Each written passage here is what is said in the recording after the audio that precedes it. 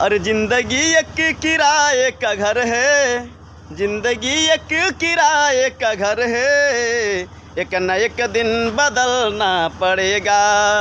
जिंदगी एक किराए का घर है, एक न एक दिन बदलना पड़ेगा। अरे जिंदगी एक किराए का घर है, एक न एक दिन बदलना पड़ेगा। मौत जब तुझको आवाज़ देगी, मौत जब तुझको आवाज़ देगी, घर से बाहर निकलना पड़ेगा। मौत जब तुझको आवाज़ देगी, घर से बाहर निकलना पड़ेगा। नमस्ते भैया, प्रणाम। हम नितेश बेदर्दी, भोजपुरिया सिंगर।